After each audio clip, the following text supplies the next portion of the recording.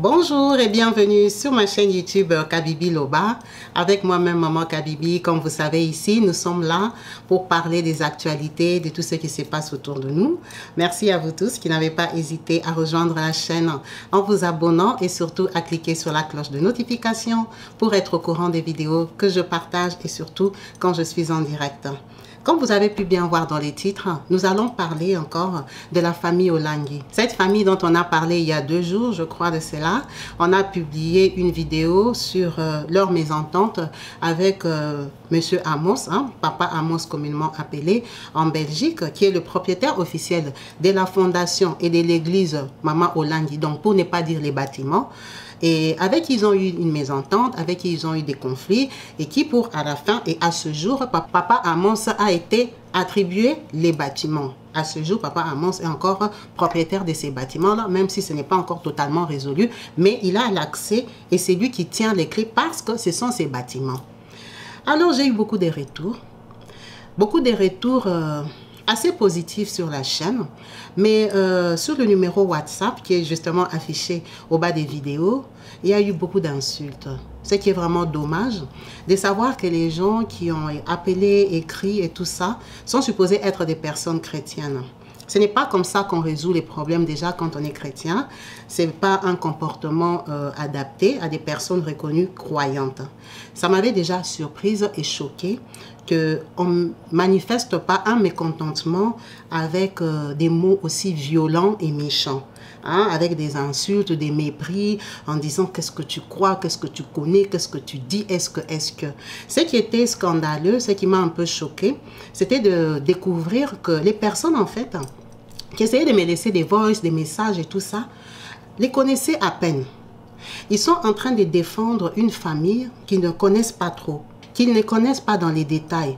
Ils parlent de chaque enfant, un bout de leur vie. En fait, des petits bouts rapidement racolés comme ça, parce que c'est des gens qui te disent, moi ça fait 5 ans que j'ai pris là-bas, ça fait 13 ans, ça m'a amusé et ça m'a fait mal en même temps de savoir qu'on peut être fanatique des gens qu'on ne connaît pas. Et qu'on se donne la peine en tant que personne adulte, intelligente, parent, de prendre son téléphone pour attaquer quelqu'un, pour défendre une personne que tu ne connais pas. Donc je veux vous aider, pour vous qui avez envie de savoir un peu, les gens que vous êtes en train de suivre aveuglement, si vraiment on a tort de parler d'eux sur les réseaux sociaux, de critiquer, parce que ce qu'on fait, c'est des critiques, c'est des critiques négatives sur leur comportement, leur façon d'agir, pas pour les condamner, mais pour qu'ils s'améliorent. Pour que quand ils voient des vidéos comme ça, ils se remettent en question, ils se disent on peut faire mieux, on peut changer notre image. Eux-mêmes, au combat, ils appellent ça le marteau. Vous êtes conscient, vous qui priez là-bas, Maman Olangi, elle était championne en marteau. Le marteau là, ça veut dire quoi? Elle te parle mal. Pour dire, elle te remet à ta place, elle te confronte, elle te met en difficulté. C'est appelé le marteau. Si vous êtes nouveau, et que vous ne connaissez pas le marteau, ce qu'on leur fait là, c'est le marteau. C'est pour qu'ils se recadrent. C'est ça. Alors, ce que vous pratiquez dans votre église, il faut être aussi d'accord qu'on le pratique avec vous pour que vous vous améliorez. En tant que chrétien, personne ne souhaite du mal. Mais on souhaite que les gens soient vrais, que les gens s'améliorent, qu'ils arrêtent de vendre du faux, faire une mauvaise publicité. On va arrêter de tourner autour du pot. Donc, je vais vous aider. Vous êtes époumonés à me laisser des voices que vous ne maîtrisez pas. Je vais vous donner leur biographie, vous détaillez chacun individuellement pourquoi on veut qu'ils s'améliorent. Pourquoi on veut qu'ils arrêtent de se comporter comme ils le font, parce qu'ils ne sont pas sains. Ils n'ont pas la vie qui fait partie de la vision de leur maman. Le premier fils de Maman Olangi s'appelle Alain. Le deuxième, Guy Olangi, communément appelé David Paul. La troisième s'appelle Virginie. La quatrième s'appelle Sophie. La cinquième s'appelle Ketia. La sixième s'appelle Aska. Et la septième s'appelle Enis. Ça, je crois que, comme vous priez là-bas, vous savez. On va commencer par Alain. Qui est Alain? Pourquoi aujourd'hui, il y a des gens qui critiquent Alain par-ci, par-là? Alain, c'est son fils aîné, c'est son fils chéri, c'est son fils gâté. C'est un peu normal. Tous les parents se comportent comme ça. Ton premier-né, c'est ton chouchou. Alain quand il a grandi, quand maman Lang est devenue maman Lang, Alain était au Canada, Alain ne faisait rien. Ses parents avaient l'argent. Maman Olangi, avant qu'elle soit maman Olangi, au show de l'église, maman Olangi avait un mari qui n'était pas aussi pauvre. Papa Olangi n'était pas ouvrier, papa Olangi était ingénieur. Papa Olangi était directeur, il était cadre, comme on va dire en bref en amour. C'est un monsieur qui vivait bien. Maman Olangi, les gens connaissent son parcours. Maman Olangi habite en Belgique, maman Olangi elle a sa vie. D'accord? Ça ne nous intéresse pas, c'est son passé. Mais quand maman Olangi est devenue maman Olangi que nous on connaît, quand elle a commencé son ministère, qu'elle a commencé à prier d'abord seule, après elle a pris les mamans et tout ça, qu'elle est devenue maman Olangi, hein? Maman Olangi avait Alain au Canada. Alain était marié à une Canadienne blanche. Il était marié à une Canadienne, avec qui ils ont eu 3 filles. Quand ils ont eu ces 3 filles-là, Alain il vivait là-bas, faisait l'enfant gâté, maman donne l'argent, il monte, il descend et tout ça. Un enfant gâté qui n'est pas croyant, à l'époque là, il n'était pas croyant. Pas croyant comme aujourd'hui. Hein? Il était croyant, mais croyant de maman n'est pas là, moi je vis au Canada. Alain faisait des bêtises, comme un jeune garçon qui avait quand même des moyens. Ses parents étaient riches. La fille canadienne là a commencé à suivre maman Olangi jusqu'en Afrique du Sud. Les gens du ministère de l'Afrique du Sud connaissent cette femme-là. Cette femme-là venait avec Alain en Afrique du Sud avec ses 3 filles pour venir pointer pour que maman Olangi arrange leur mariage. Parce que ça bégait. Alain l'a trompé, Alain faisait ce qu'il voulait. La fille n'en pouvait plus. Le comportement d'Alain, ils avaient leur cuisine interne, hein, qui a fait qu'ils ne se sont pas convenus. Ça, ce n'est pas notre problème. Chacun est libre. Hein. C'est elle qui a dit qu'on l'a trompé. Alors, ça reste à vérifier. Nous, on va se baser sur qu'ils ne s'entendaient pas. Parce qu'il l'a trompé ou pas, ce n'est pas notre problème. Mais avec sa femme canadienne, ils ne s'entendaient pas. Alain a divorcé. Quand Alain a divorcé, la fille est restée avec les enfants, les 3 enfants. Alain est venu en Afrique du Sud. Quand il arrive en Afrique du Sud, c'est parce que l'Afrique du Sud, à l'époque, était maison-mère presque du combat spirituel. Hein? C'était un grand site bien imposé. Vous savez, l'argent, il y avait beaucoup de médecins qui donnaient l'argent là-bas. L'Afrique du Sud faisait des bons chiffres d'affaires. Et en plus, ses filles habitaient là-bas. C'est un pays stable, ses enfants étaient scolarisés là-bas. Quand on parle des enfants, on parle de Ketia et Aska. C'était les plus jeunes.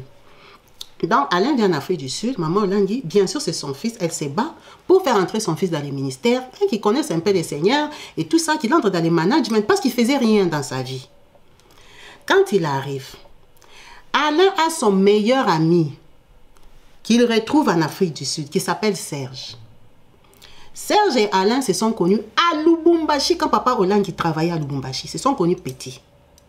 Ils reprennent leur amitié. Alain assis sur l'estrade, Serge est assis dans la salle. Serge est pris dans l'église de sa tata. Alain, c'est son ami. Donc, maman Olangi, c'est comme sa tante. Hein? Vous connaissez en Afrique comment on vit. C'est normal. Serge avait sa femme, Joséphine. Ils étaient dans l'église, ils voient Alain et son pote. Il n'y a pas de souci, c'est son ami d'enfance. Même si Alain est déjà l'enfant d'une autorité, parce qu'on ne va pas se cacher, le niveau d'argent de maman Olangi, c'était une autorité. Donc, il est quand même, hein, c'est pas tout le monde qui peut l'approcher, mais il est l'ami de Serge. Ils sont amis. À la grosse surprise de Serge, il commence à avoir des murmures que Alain, qui n'a pas de femme, hein, sort avec sa femme Joséphine. Serge est dans tous ses états. Serge panique. Serge prie au combat spirituel. Serge n'en peut plus, en sachant qu'il prie là-bas avec toute sa famille. Ils se connaissent depuis Lubumbashi. Serge décide d'aller chercher du travail en Zambie pour prendre sa femme, avec qui il avait 2 enfants, l'isoler, qu'ils aillent faire leur vie là-bas. Il ne veut pas affronter son ami, parce que déjà c'est son ami.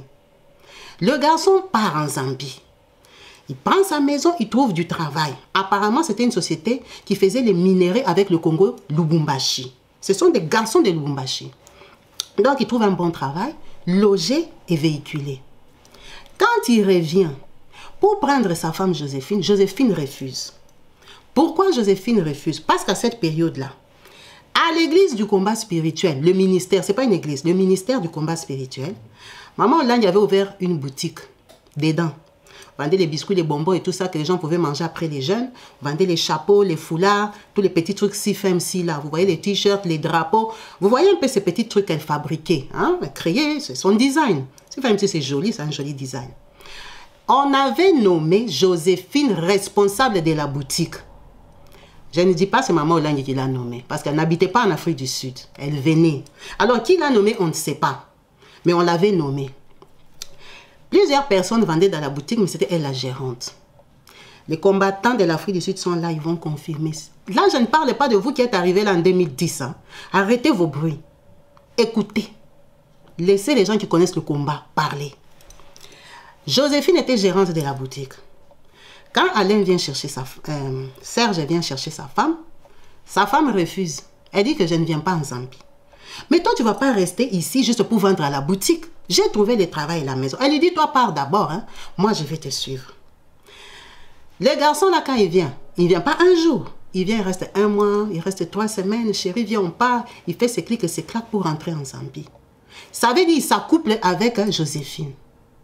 Le garçon, là, il rentre en Zambie. Il arrive là-bas en attente de Joséphine. Il a fait un arrêt cardiaque, il est mort.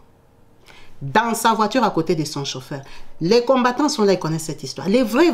Pas vous là qui m'avez laissé des voix. Ça fait 7 ans, ça fait 5 ans. Pas vous. Vous, là, vous êtes les nouveaux bébés. Baby. Hein? Vous êtes les bébés combattants. Vous ne les connaissez pas. C'est comme ça que ça fait le scandale. Quand Serge décède, Alain est pris au piège parce que ça se répand. Ça se répand que l'histoire avec Joséphine, peut-être, c'est le Chibaou ou la coutume qui a fait que Serge est décédé. On a camouflé, ça c'est parti. On a pleuré Serge, c'était un frère de l'église, c'est passé. Joséphine est restée veuve. Donc Joséphine, normalement, elle devait s'affirmer maintenant avec Alain.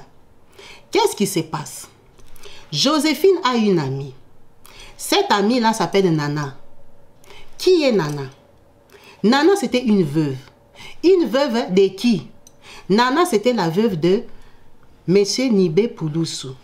Beaucoup de Congolais connaissent Yanibé. On l'appelait Yanibé Pouloussou. On les chantait par Zaïko, les gens comme ça. C'est un monsieur qui avait fait sa vie, qui avait eu des enfants hein, avec différentes femmes. Il était en Europe et tout ça. C'était un monsieur qui, à l'époque, là, il faisait un peu les fraudes, les frappes, à l'époque, là. Mais il s'était retrouvé qu'il vivait en Afrique du Sud. Et en Afrique du Sud, il s'était trouvé une petite, une jolie, mignonne coquette qu'il avait pris, qu'il avait positionnée comme femme. Une petite fille qui ne disait rien. Elle était douce, elle était calme. Elle ne connaissait pas la vie, elle priait au combat spirituel, la fille-là. Tonton Nibé faisait tout ce qu'il voulait. Il était beaucoup plus âgé, il a géré, il a gâté. Il avait caché dans un quartier résidentiel. Donc la fille, là, la femme de Serge, Joséphine, et Nana était copine. À cette époque-là, Nana venait d'enterrer M. Pouloussou, M. Nibé, paix à son âme. Elle venait de l'enterrer à Kinshasa. Quand elle revient, elle est veuve. Joséphine est veuve. Mais Joséphine a son topo qui est Alain Olangi. C'est comme ça que, comme Nana avait la voiture et qu'elle, Joséphine, son mari Serge, quand il était parti mourir en Zambie, il était parti avec leur voiture familiale, elle prend Nana pour l'accompagner, commencer à voir son gars, Alain Olangi, qui est, on va dire, son fiancé, parce qu'elle n'a plus de mari, mais ce n'est pas encore officiel. C'est quand elles vont à deux que Alain voit Nana. Et que Nana essaye de récupérer Alain, parce que ça n'a plus de mari. Alain tombe avec Nana. Quand il tombe avec Nana, mais son cœur est chez Joséphine. Il aime bien. Donc Nana maintenant commence à lutter avec sa copine pour récupérer Alain. Qu'est-ce qu'elle fait? Elle joue à la maligne, elle va au Congo-Kinshasa. Elle va à la 17e rue, au siège de Maman Olangi, part en prière pour être proche de Maman Olangi. Parce que c'était les filles qui faisaient les jeûnes et prières dans l'église là du matin au soir, qui balayaient, qui lavaient, qui essuyaient la chair et tout ça. Ce n'était pas une sœur qui s'asseyait derrière les bancs, c'était les filles présentes. Vous voyez déjà des filles qui vendent dans des boutiques, qui sont là. Quand vous finissez l'église, vous partez et elles restent là. C'était des filles qui luttaient, qui cherchaient des maris. Elle va flatter Maman Olangi là-bas. Maman Olangi la connaît parce que c'est une petite de son église qui a eu une histoire. Le monsieur qu'elle avait perdu, M. Nibé, c'était pas n'importe qui. C'était un monsieur connu. Donc son histoire était connue. Donc Maman Olangi la connaissait. Quand elle comprend que, ah, mais la fille, si me dit qu'elle sort avec Alain, la fille c'est bien, c'est une fille du combat et tout ça, c'est plus propre que toi, mon fils, tu sois avec Nana, au lieu que tu sois avec Joséphine. Parce que Joséphine, c'était l'amie de Serge. C'était la femme de Serge, ton amie. Ça ne sonne pas bien. C'est Maman Olangi qui favorise Nana chez Alain. Comme Alain a les problèmes au Canada, il a déjà divorcé. Il dépend de sa maman, il lui dit, je peux te confier le ministère des Jobo, l'argent. Et Nana habite à Jobo, pourquoi pas?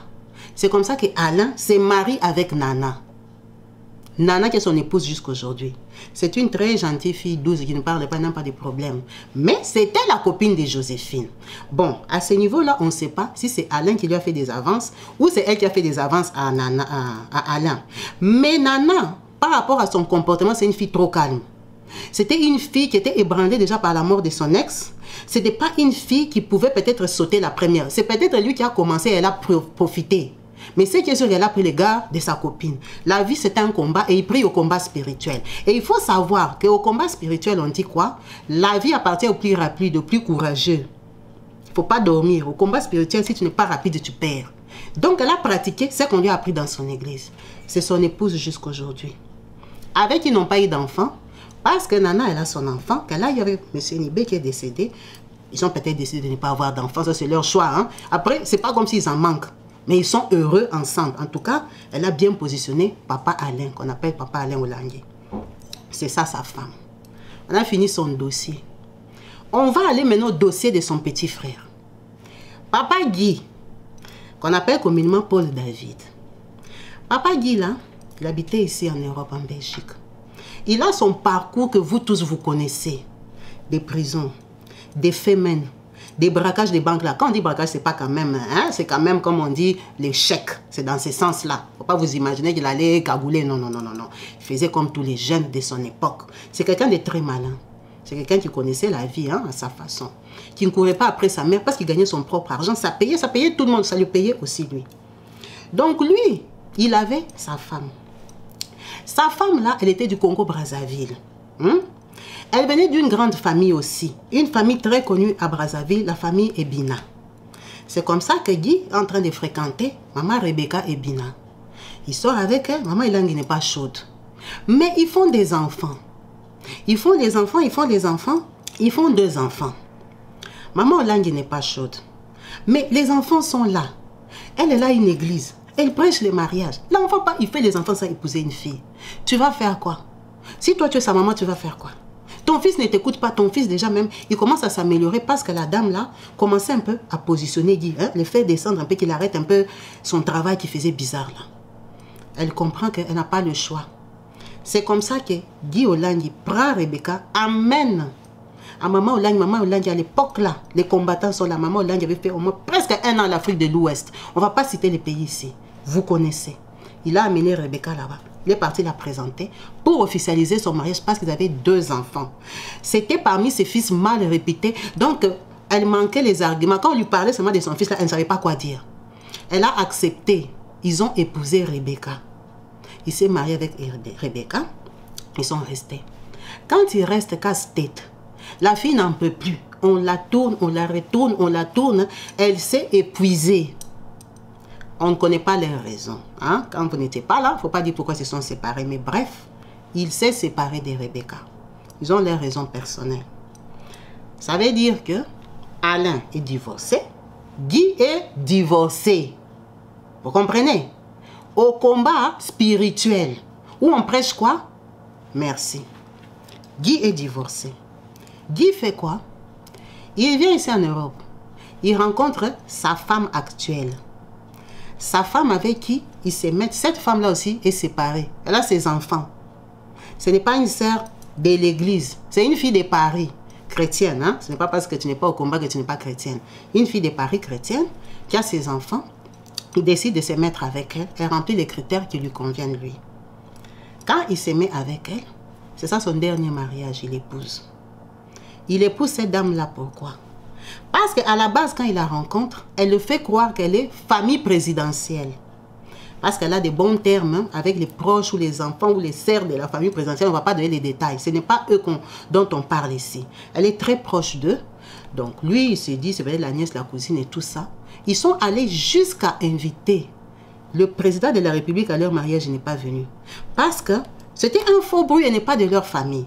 Quand tu vas te marier à une femme en pensant que c'est quand même la famille présidentielle, c'est grave. Ça veut dire que si on ne te met pas à ce standing-là, il y a un souci. Donc, ils ne sont pas venus à son mariage pour aussi montrer que non, ça c'est ta femme, on la connaît, mais ce n'est pas notre famille. Il a épousé sa femme, qui lui donne le bonheur aujourd'hui, qu'il a aussi stabilisé.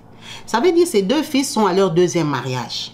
C'est une église qui est la réussite d'un couple. Parce que le ministère de Maman Olangi, elle a reconquis Papa Olangi, elle a fait devenir chrétien, elle a fait, comment elle a reconquis Papa Olangi, c'est ça le titre de son ministère. C'est comment récupérer son mari. Donc c'est la réussite d'un mariage. Mais elle a déjà 2 fils divorcés. On descend. Ça c'est Papa Guy Olangi qui est marié aujourd'hui avec sa femme, ils élèvent leurs enfants. On part au numéro 3, Maman Virginie. Qui est-elle?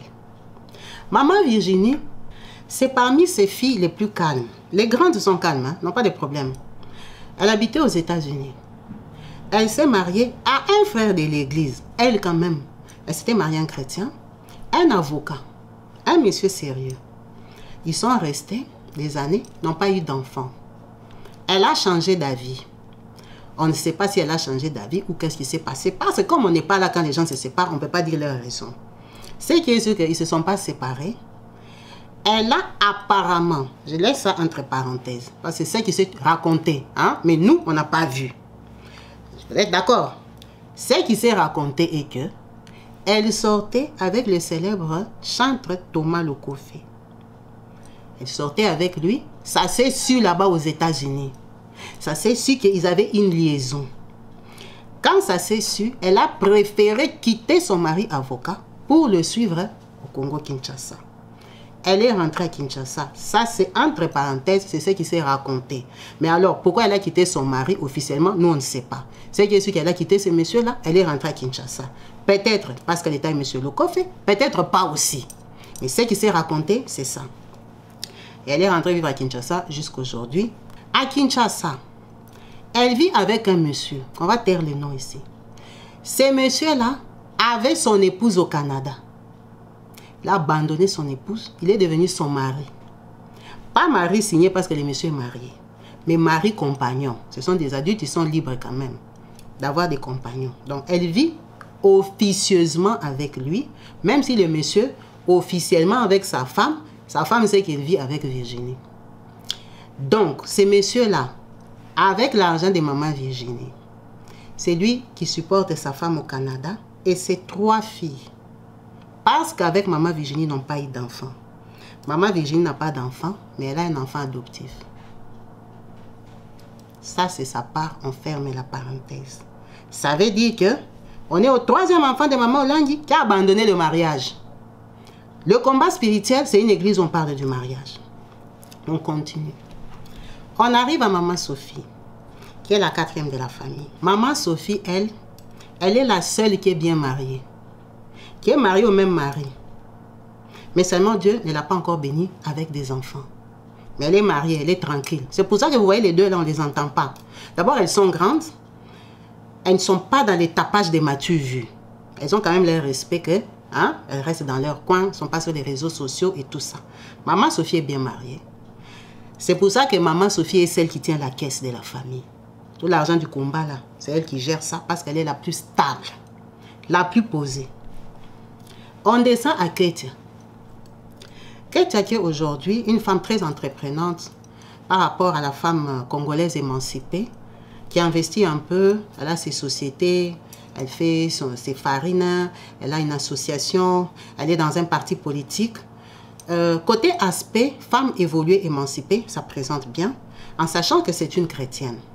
C'est une fille formée qui est l'enfant de Maman Olangi.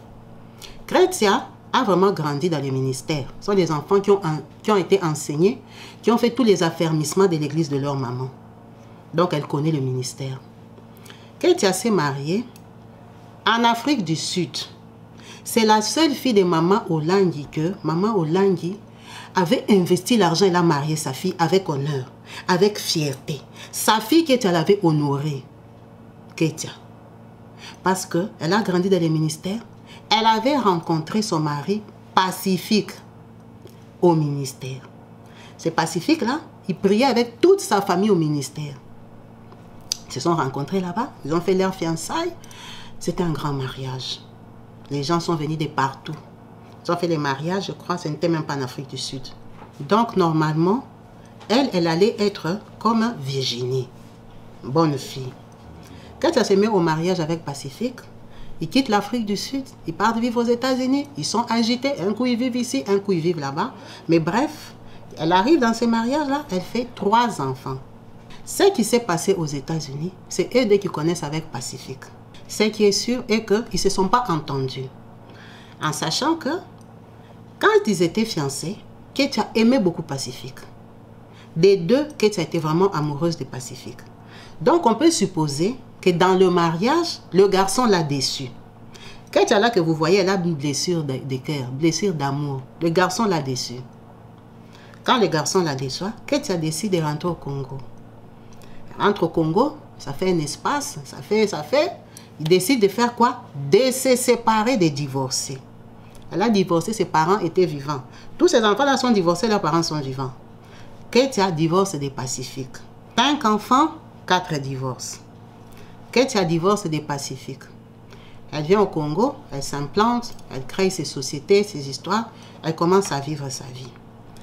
Pacifique, de son côté, comme il est quand même proche d'une autorité à Kinshasa, on ne va pas citer les noms ici, sont très proches.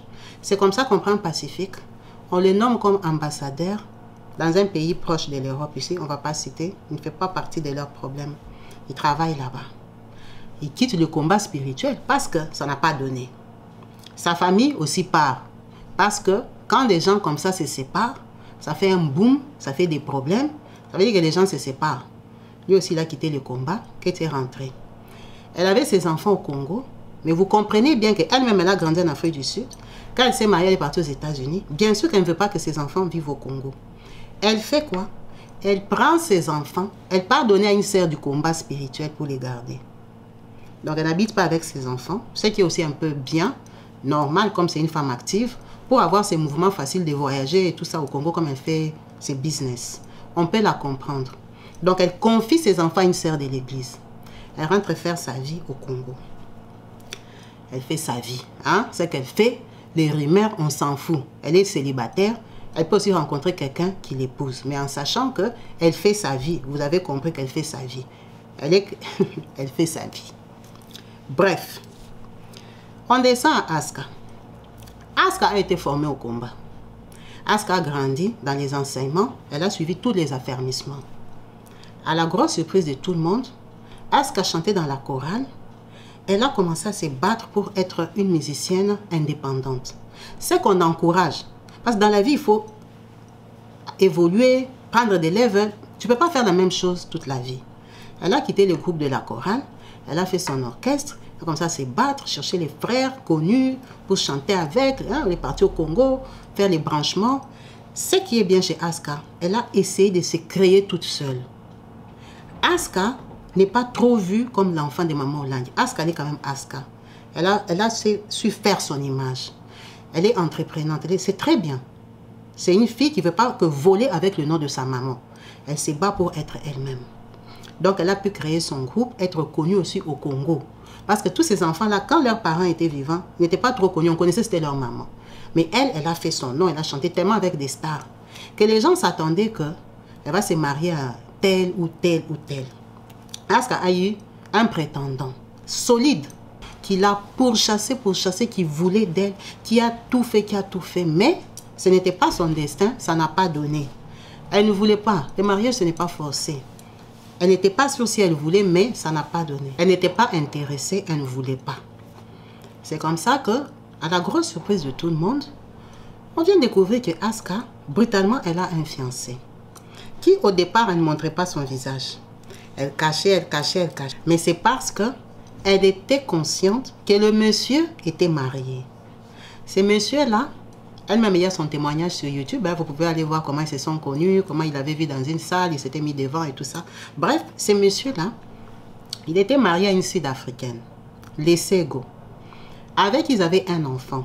Dans le couple, c'est les Sego qui travaillaient, qui avaient l'argent par rapport à une fille normale. Elle s'en sortait, hein, elle gagnait bien sa vie, elle avait sa petite maison et tout ça, avec son gars, un Congolais, avec leur enfant, comme beaucoup de Congolais sont avec les Sud-Africaines. Donc, le garçon, il est ambitieux, un coup il fait ça, un coup il fait ça, il se démerde comme il peut. Avec, ils ont un enfant, ils décident de faire leur petit mariage traditionnel, tranquille, ils vivent leur vie. Vu qu'elle est consciente qu'il vit avec une femme, elle n'expose pas son fiancé sur les réseaux sociaux. Pour les gens qui la suivent, ils savaient qu'elle mettait toujours le dos, elle mettait toujours comme si. C'était comme le jour du mariage, ça sera la surprise. C'était sa façon de faire son Starmania aussi, un peu de suspense. Mais en même temps, c'est parce qu'elle savait que c'était un homme marié. Asuka s'est mariée avec lui. C'est elle pour qui le mariage a fait le plus de dégâts dans la famille. Parce que cette fille-là, laissé Goya aller chercher des youtubeurs congolais et tout ça pour se plaindre, dire que votre sœur de l'église m'a volé mon mari. Donc ça fait tous les buzz que ça fait là, peut-être pendant 3, 4, 5 mois. Les gens parlaient sur Asuka jusqu'à fatiguer. C'est comme ça que Asuka se marie avec Kevin Kaseya. Ils ont un enfant. Elle n'en a pas deux, elle en a un. Le deuxième là, c'est des rumeurs là qu'un enfant Asuka. Asuka a son enfant. Elle essaye de se maintenir. Pourquoi on parle des Olangi? Parce que quand vous voyez leur vie là, il n'y a rien de modèle dedans, ou il n'y a rien d'impressionnant. Ils ont une vie banale comme tout Africain, comme toute personne qui vit sa vie, comme vous qui me regardez, comme quelqu'un normal. Donc, ils ne sont pas comme les enfants d'un pasteur ou d'une maman qui avait une vision juste. Une maman dont le ministère est basé sur la réussite de son mariage. Le ministère du combat spirituel est venu de la réussite du mariage de maman Olangi. Elle a reconquis papa Olangi. Et elle vous a montré comment reconquérir son mari. C'est ça le ministère, c'est ça la vision. Maintenant, elle qui a eu cette vision, tous ses enfants, sur ces 5 sont divorcés. Sophie n'est pas divorcée et Asuka n'est pas divorcée. Jusque-là. Et on ne leur souhaite pas. Donc, elle, sa vision, c'était ça. Mais ses enfants font leur vie normale. En sachant que, pourquoi on s'attaque souvent à sa façon de faire les choses? On ne s'attaque pas à la personne, ni aux enfants individuellement. Ils nous ont rien fait, ce sont des Congolais. Ce sont des gens qui font leur vie, des enfants des riches. On n'est pas là pour les jalouser. Ce sont des Congolais. Mais c'est leur vision, leur façon de présenter les choses à laquelle on s'attaque. Parce qu'au combat spirituel, il y a beaucoup d'interdits. Et il y avait beaucoup plus quand Maman Olangi était là. Pourquoi les gens se plaignent d'elle? Beaucoup de familles ont été victimes de ces prédications. En dehors de ces prédications d'abord, pour les gens, les vrais, pas les gens d'hier là, qui sont arrivés en 2010, 2005, non. Pas vous. Les gens qui connaissent le combat depuis qu'il est combat. Ces gens-là savent très bien. Au Congo, on a un grand pasteur, on ne va pas citer ici. Mais ceux qui connaissent vont savoir de qui je parle. Ces pasteurs-là, ils étaient 2 chez eux. Un garçon et une fille. Cette maman-là, elle était mariée à son mari, qui avait beaucoup d'argent. Donc, le matin, ils allaient à l'église normale, vu que le combat spirituel, ce n'est pas une église, c'est un ministère. Maman Olangi n'est pas pasteur. Elle n'a jamais dit que le ministère, c'était une église. Elle a toujours encouragé les gens à aller prier dans vos églises, venez apprendre le combat spirituel ici chez moi. Donc, la maman, là, elle priait dans son église. C'est comme ça que, quand elle va chez combat spirituel, elle amène son mari. Papa, viens avec moi. Papa, je vais te délivrer. Quand ils arrivent là-bas, ils prient 2-3 ans. La maman, là, tombe malade. Quand elle tombe malade, Maman Olangi prend une femme qui n'est pas mariée, qui est intercesseuse, donne à cette maman-là pour commencer à intercéder pour elle. Prier pour elle. Quand elle prie, la maman perd quand même la vie. Quand elle décède, c'est des scandales et tout ça, les gens pleurent, les deuils passent. À la grosse surprise de tout le monde, on commence à envoyer la sœur là pour aller aider le papa. Vu que la personne qui a perdu la vie, c'était une maman de l'église. C'est comme ça que ce papa-là s'est marié à la maman là qui venait intercéder. C'est marié au combat spirituel.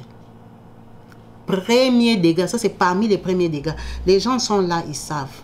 La dame qui était décédée, son frère est célèbre pasteur jusqu'aujourd'hui. C'est parmi les grands pasteurs du Congo. Calculez vous-même, c'est lui qui est enfant unique là. Il est resté enfant unique parce que sa vraie sœur, même père, même mère, n'est plus de ce monde. Ce pasteur-là, on parle de sa sœur. Deuxième cas, il y a un papa qui était colonel aussi à Kinshasa. Bon colonel de Mobutu. Sa femme priait avec Maman Olangi. Même cas. La femme là tombe malade, on lui envoie intercesseur. Et prie, la maman là décède. Quand la maman décède, à cette époque-là, Mobutu part. Ça veut dire que le papa colonel là fuit. Il fuit où? En Afrique du Sud. Quand il arrive en Afrique du Sud, on fait quoi? On prend la sœur qui venait intercéder, on la précipite, elle devient missionnaire en Afrique du Sud pour encadrer colonel. Ces couples-là, ils habitent en Afrique du Sud jusqu'aujourd'hui, à Béréa même. Ils sont parmi les responsables, et même on leur a donné une petite place là-bas. Ils sont bien installés là-bas. Donc, on a pris l'intercesseur, on a donné à papa colonel. Ils sont là-bas.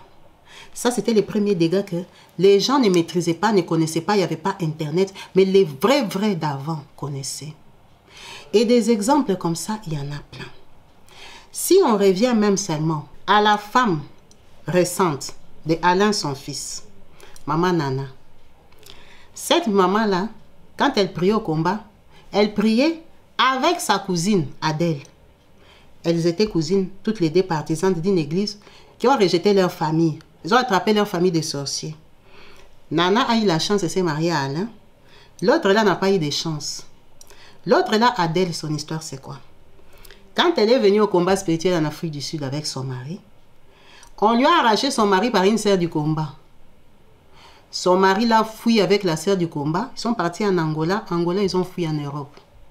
La fille, on lui a dit, ne fuis pas. La sœur là qui t'a volé ton mari, elle était mal intentionnée. Toi, prie seulement ici, jusqu'à ce que Dieu va te délivrer. C'est comme ça qu'elle prie jusqu'à le vieillir. Jusqu'à a 40 ans. Elle commence à avoir les cheveux blancs, les cheveux verts ici. L'Afrique du Sud a pitié d'elle, lui donne les papiers sud-africains. Dès qu'elle a l'occasion, elle fait quoi? Elle prend l'avion, elle part en Angleterre.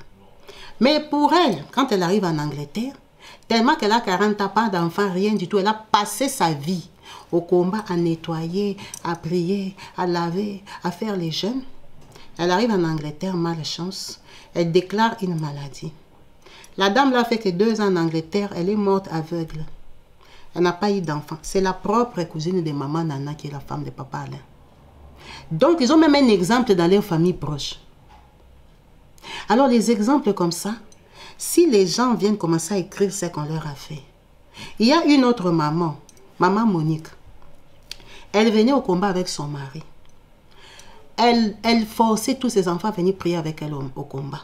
Ses enfants ne la suivaient pas. Elle a amené son mari, comme les hommes suivent les femmes. Dès qu'elle arrive là-bas, on dit à son mari que sa femme n'est pas sa femme. Sa femme a des mauvais esprits. Sa femme est pourchassée. Si leur vie commence à bégayer aujourd'hui, c'est à cause de sa femme. Le papa là, on lui a arraché à maman Monique, on lui a donné une femme. La maman l'a piqué la crise, elle est enterrée aujourd'hui. Des exemples comme ça, on ne va pas les étaler ici. Il y en a tellement.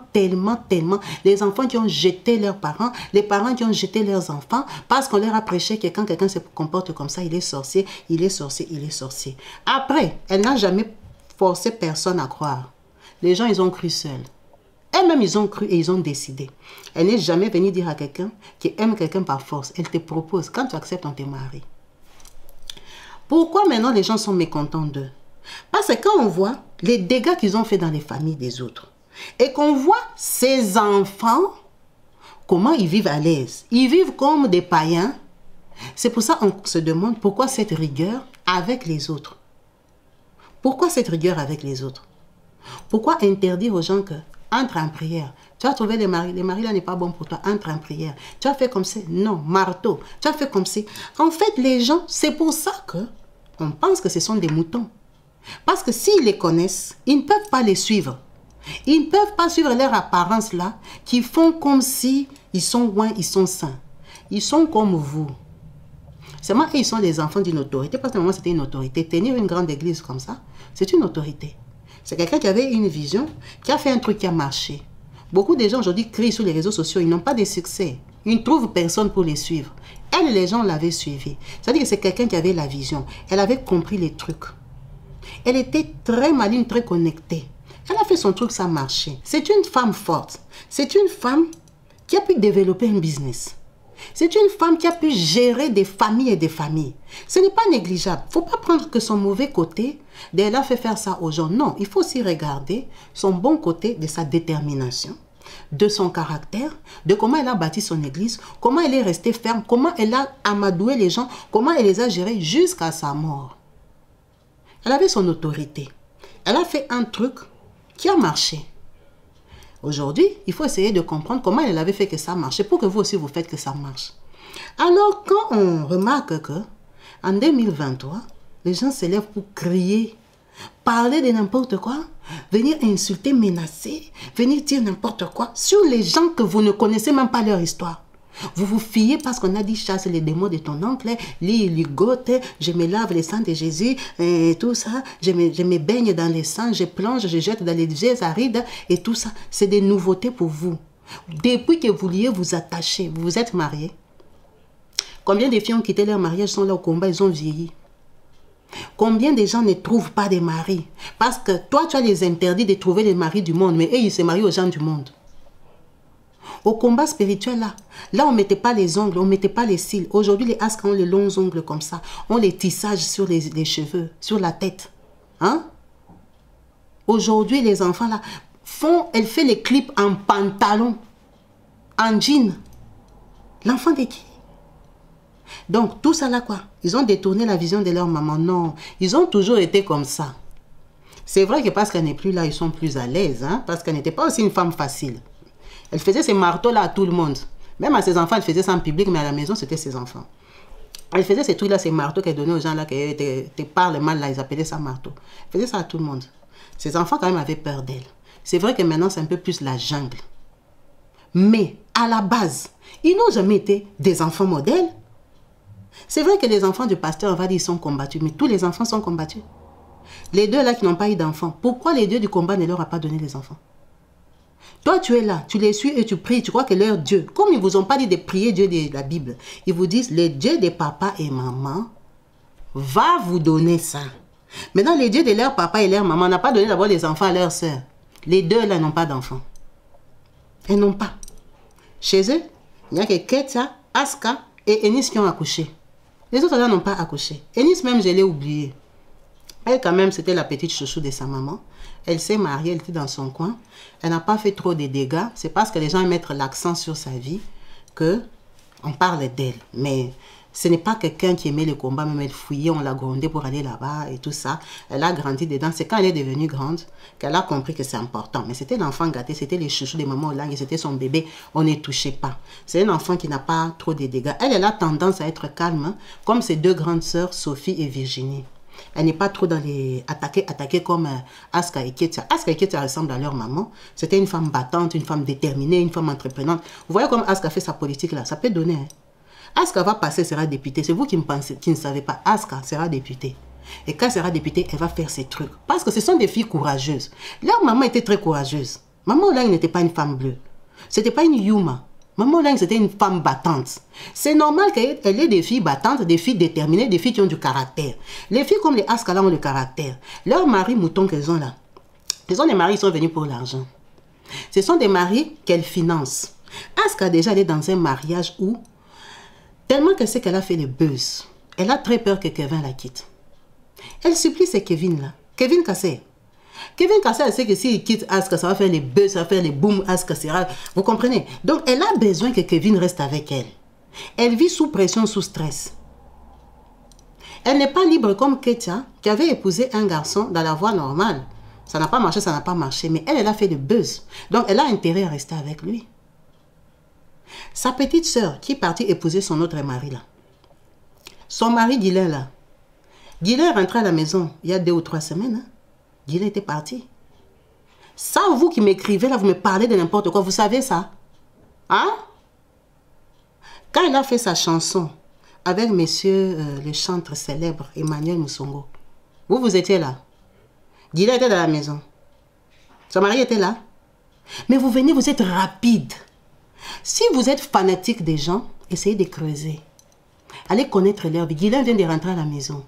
Il lui fait ça de tous les sens. Il est sollicité, il est très beau. Hein? Mais ce qui est bien qu'elles ont de très beaux maris. Ce côté-là, vraiment, elles ont les coups d'œil. Elles ont des beaux maris. Et les mérites, ce sont des filles qui ont l'argent. Mais elles n'ont pas l'argent comme vous le croyez parce que toutes ces filles-là sont locataires. Elles louent des maisons. Si vous allez à Kin, allez vous renseigner. Les maisons dans lesquelles elles habitent, elles ne les ont pas achetées. Elles ne les ont pas achetées parce que déjà, le combat spirituel est mal répété depuis longtemps. Là, il est seulement en train de tendre vers la fin.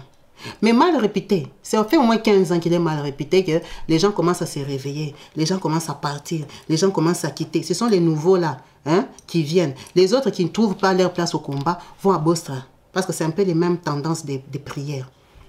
En mieux, en beaucoup mieux. Mais c'est un peu les mêmes tendances d'attraper, de ligoter les démons et tout ça. Mais les vrais, beaucoup de gens sont déjà partis. Les gens qui sont restés au combat ne donnent plus l'argent comme avant.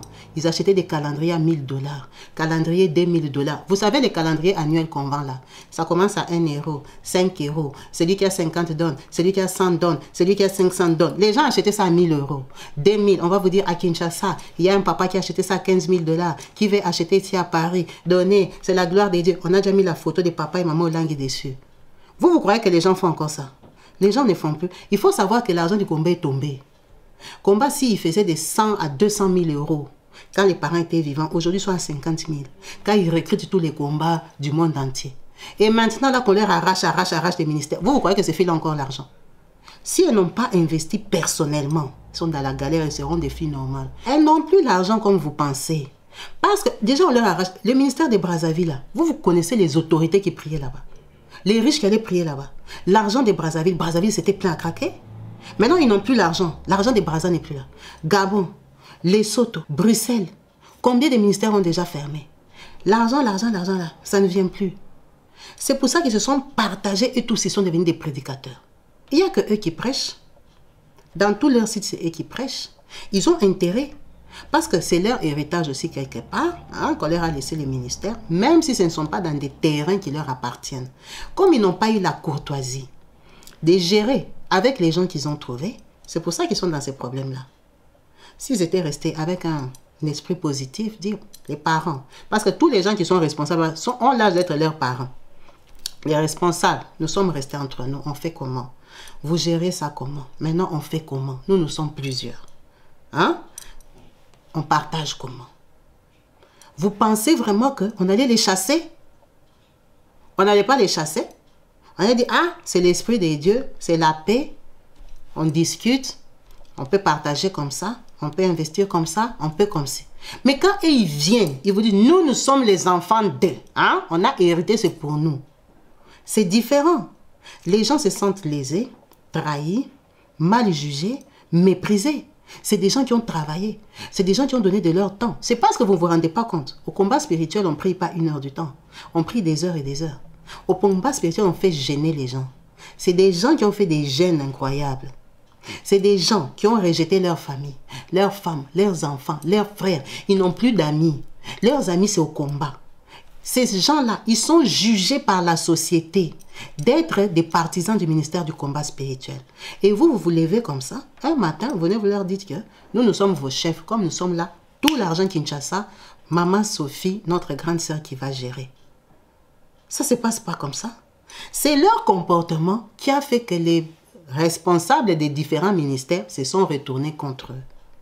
Donc maintenant, vous, les petits moutons là, qui ne comprenez rien, vous n'êtes ni des gérants, ni des rien du tout. Vous êtes juste des gens qui ont dit donnez l'argent ici, mettez là-bas. Allez, séparez-vous des fonds. Ton papa même est sorcier, ta maman même laisse tomber. Ton enfant s'envole la nuit.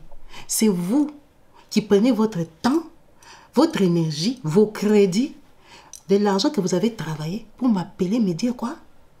Que si tu ne les connais pas, vous les connaissez. Parce que si vous les connaissez, vous ne pouvez même pas faire ça. Vous êtes tellement aveuglés, mais c'est normal. Vous vous imaginez que tout ce qu'on vous a prêché là, au deuil de papa Olang et de maman Olang, il y avait un Indien. Vous avez fermé les yeux. Vous n'avez pas ligoté l'Indien là. Le cours anglais indien pygmée qui était là. Vous n'avez pas vu? Vous n'avez pas ligoté. Ils venaient d'où? C'était leur ami. Ils compatissaient à quoi?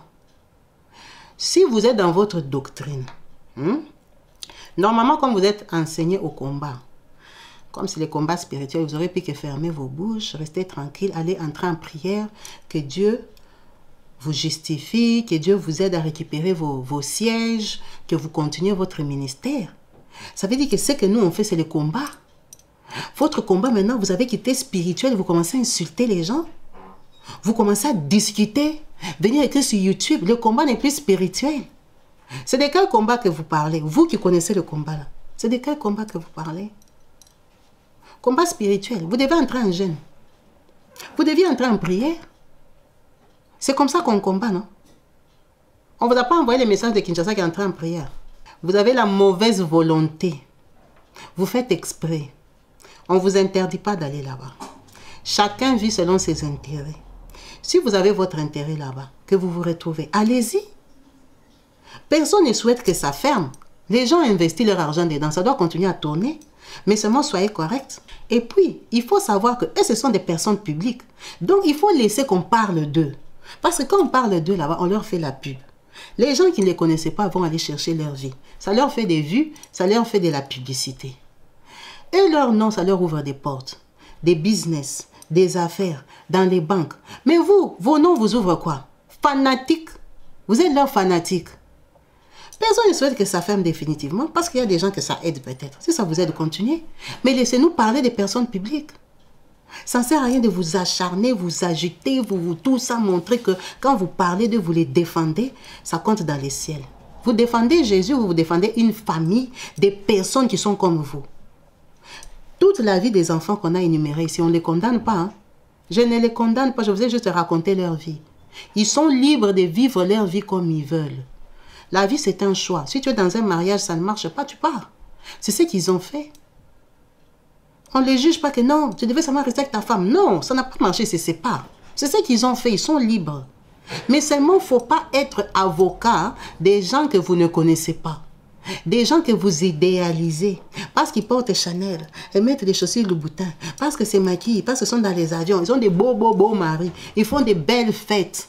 Hein? Vous impressionnent. Vous vous croyez puissant ou intéressant ou peut-être même proche d'eux quand vous venez les défendre sur un numéro WhatsApp comme sur ma chaîne à moi. Vous n'êtes pas enseigné. Vous faites pitié. Allez briser vos liens de famille tranquillement. Continuez à briser parce que vous, au moins, vous êtes convaincus. Aidez-les à s'en sortir par vos cotisations. Donnez-leur l'argent, restez femmes célibataires. Priez que Dieu va vous donner vos maris, qui va délivrer vos enfants, qui va délivrer vos familles. Ne vous agitez pas. Est-ce qu'ils vous ont demandé de les défendre? Est-ce qu'ils vous ont demandé ça? Ils savent que tout ce que je dis là, c'est la vérité. Et même ils savent, ils se connaissent. Ils savent. Vous les avez déjà vu, viennent répondre aux histoires comme ça. Ils ne répondent pas. Ils s'en foutent parce qu'ils font leur vie. Vous êtes leurs moutons. Vous êtes à leur disposition. Vous avez fait le choix de les suivre. Parce qu'il y a beaucoup d'églises. Et beaucoup d'églises sont mal réputées. Chacun reste dans l'église où il se sent bien. Mais quand les gens sont publics, on parle d'eux. C'est tout. On parle des présidents, des politiques, des musiciens, de tout le monde. On parle d'eux. Eux, ils ne sont pas les enfants d'un pasteur banal. Et ils sont les enfants d'une dame qui a brisé des foyers. D'une dame qui a un nom. Qui a ramené un style de prière dans un pays. Ils ne sont pas les enfants de n'importe quelle autorité, n'importe quel homme de Dieu. Si on va dire homme de Dieu, non. Leur maman a ramené un style de prière au Congo. Donc on ne parle pas d'eux. Pourquoi? Parce que vous êtes qui? Parce que tu donnes tes 50 € chaque mois là-bas, tu veux interdire aux gens de parler d'eux. Toi, tu sais les dégâts qu'ils ont fait dans les familles des gens. Quand vous voyez les gens parler, est-ce que vous savez les gens ils parlent pourquoi? Tu ne les connais pas. Toi qui les connais, tu les as connus. Et ils te connaissent. Ils te considèrent. Attends, d'abord, ils vont t'arracher ton mari là. Ils vont t'arracher ta femme là. Hein? Toi et tes enfants, vous allez être à la servitude du combat. On vous a dit qu'il n'y a pas de servitude dans vos familles. Vous allez être à la servitude du combat. C'est là que vous ne captez pas le jeu. Vous êtes tellement bandés. La famille, c'est la servitude. Mais tu as pris la famille, tu es la servitude du combat. Tu es là mardi, tu es là vendredi, tu es là dimanche, tu es dans les jeunes, tu es dans les séminaires, tu es dans tout ça. L'argent, l'argent, l'argent. Tu es la servitude de qui? Pardon. Chacun est libre de croire ce qu'il veut. Ça ne t'arrange pas, tu te déconnectes. La vidéo ne te plaît pas, tu ne la regardes pas. Ne viens pas déranger les gens avec tes avis bidons. Tes avis qui n'ont même pas d'essence. Tu es perdu. Perds-toi tout seul. Les autres, ils ont le droit d'être au courant. Tu parles de quoi? Que les gens auront peur de toi. Où ils vont te payer? Radins comme ils sont là. Tu attends l'argent de qui? De qui tu as? Tu ne sais pas qu'elle fait députation, elle a besoin d'argent pour que les gens la votent. Tu parles de qui? Aska. Aska fait ses albums. Aska organise ses séminaires, ses histoires. Hein. Elle a besoin de toi. Elle a besoin de Tadim, point barre. Dimanche, elle passe les podiums, elle crie, elle prêche, elle prêche, elle prêche. Vous mettez ce que vous allez mettre, elle rentre chez elle. Basta! Elle s'en fout de ce que toi tu vis. Que tu viennes au combat ou que tu ne viennes pas. Tu crois que ça va changer quoi la vie des enfants de Maman Lang? Ça va changer quoi?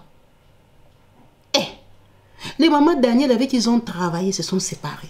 Les mamans Micheline se sont séparées. Regardez comment ils se séparent, papa Amos. Toi-même là qui parles, tu es qui? Tu es quoi? Toi tu connais les Hollande. Tu viens te poumonner écrire. Tu es quoi? Par rapport à eux. Tu vas leur manquer. Ou ils ont besoin de toi. Vous faites pitié à un niveau. Mais c'est une question de volonté. C'est la volonté, bon courage à vous.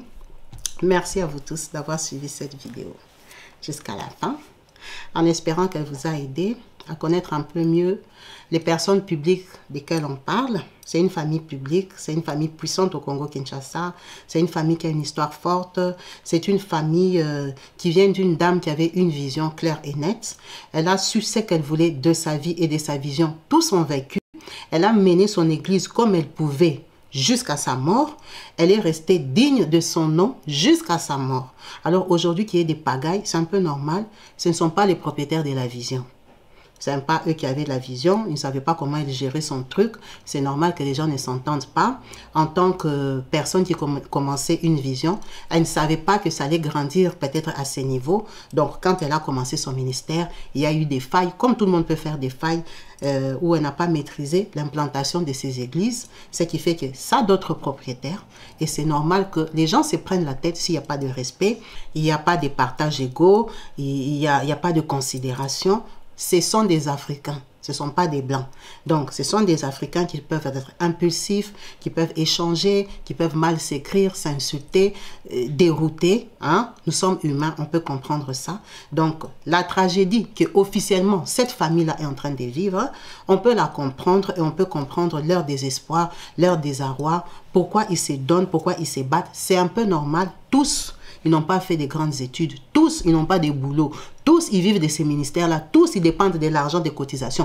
Tous, ils n'ont pas investi sérieusement. Donc, c'est un peu normal qu'ils soient paniqués, qu'ils cherchent à récupérer des ministères à vendre, qu'ils cherchent à récupérer des histoires. C'est normal. C'était des enfants gâtés. Leur maman, elle leur donnait l'argent. Elle les protégeait comme tout le monde protège ses enfants. C'est normal qu'ils se battent. On peut bien les comprendre. On peut bien les comprendre, mais seulement la façon de le faire, vu qu'ils sont publics, nous sommes obligés d'en parler. Sans vouloir vexer qui que ce soit, mais juste à informer, parce que c'est notre travail. Merci à vous tous. Restez branchés et connectés sur ma chaîne Kabibi Loba. Peace and love chez vous. Bye.